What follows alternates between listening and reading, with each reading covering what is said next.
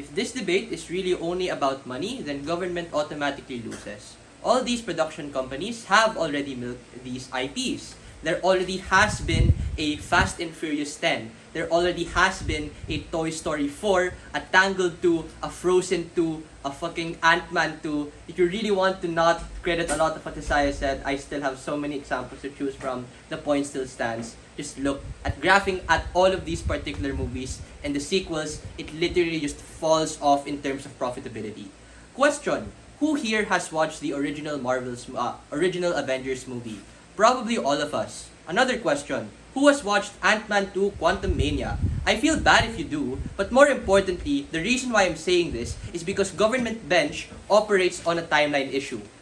This is where government bench thinks we are, at the open side of the funnel, wherein you are able to have all of these things and may be able to have a return on investment. This is where we actually are. All of these things that Joseph has said in his speech about how it literally lessens the amount of money we are able to make, all of that here is exactly where we are currently. We have already lost money. People already don't want to watch movies to begin with. I am confident that not a single debater in this particular room has even watched a Marvel IP like in the past 2 weeks. 3 metrics then within this debate. First, who has more fans? Because that's what PM wants to talk about. Secondly, who has more money? Which is all of what government wants to talk about. Thirdly, who has more creative movies? The extension of deputy will not be ignored, I promise. Before that, government whip rebuttals. 1. The primary metric that PM talks about is money. We on opposition show you that not all remakes, sequels, and spin-offs are profitable. In fact, majority even don't make as much money. Hence, why we're better off prioritizing, taking a risk, and making originals. The trend right now has shifted away from remakes and sequels and that of originals to precisely compete with indie houses and streaming service originals. There's an assertion that the previous speaker just said that, Sonic 3 was a high-grossing movie, or that Mufasa was a high-grossing movie. Secondly, kids are important, but they're not the decision maker here. Often, it's the older generation who has the purchasing power to choose what movie to watch in the cinemas or what streaming service to subscribe to. A lot of this is contingent on what bang for buck on what original content is particularly available. This is where the trend is shifting to. Third, yes, sequels can make more money. We are not contesting that. But we posit that more money can be made when you allocate a majority of your time to making original content. In fact, adults often have a limited budget and time, which is why we're all so picky about where we dedicate our time and what we spend it on. First clash then. Who here has more fans?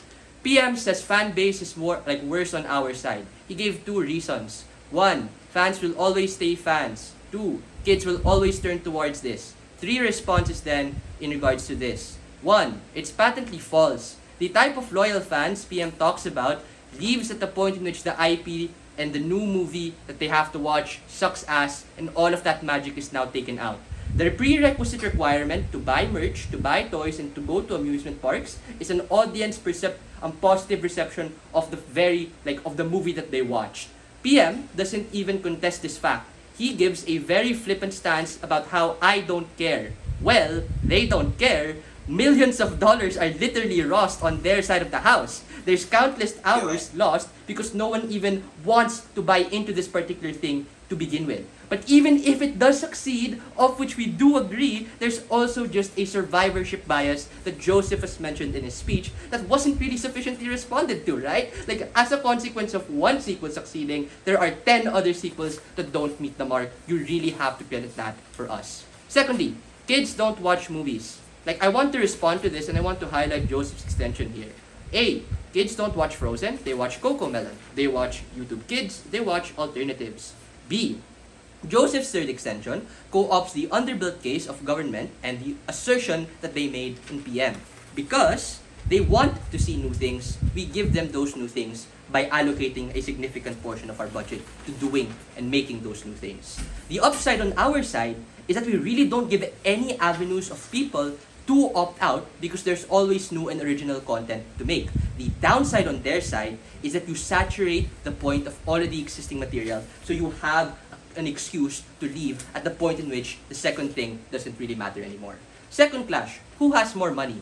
I want to highlight Joseph's contribution in the round because it responds to government's main clash and main point about money. 3 exclusive ideas that are left standing in Joseph's speech. 1. Survivorship bias. Seth explained that for every Top Gun Maverick, for every Spider-Man, the more popular one, there's a Terminator Genesis who no one watched. Government Whip had a burden to respond to this. He didn't. That particular point still has to stand. The second thing I want to note is just on the strategic importance of actually being able to allow for this new trend or for allow for this new pivot to actually rise. As a consequence of us allocating 90% of our budget to original movie, we probably have a means of making a lot more unique content that a lot of other people might want to buy precisely because it's made by a Disney, it's made by a Paramount, it's made by a legitimate production company that people like. That is to say, on our side of the house, all of these original content that we have are at the very least have a safety net, at least in regards to who is making them and who it can make a lot more money. Third clash then, finally, I will deal with the extension from Deputy. Who has more creative movies? DPM says you make movies more relevant and introduce diversity into their narratives. 2 responses. The first is just that it's tokenistic, like there's a significant backlash for all of the things that have changed within all of the particular movies. Disney literally had to apologize for making the dwarves in Snow White black. At best, this doesn't really change anything. Secondly, the particular harm of this is that it time sets the sequel and remake. You always see Little Mermaid as a tokenistic interpretation of Disney using the skin of a black woman to their particular advantage. On our side of the house, our shift doesn't have to contest with the already beloved IP that all of these particular people that government claims to have a connection to, and we don't make them even more mad. We don't push them to a point in which where they might leave. For all of those reasons, I really do think that as a consequence of making new and original media, like all of these production companies are just going to be far better off. All of those reasons, of course.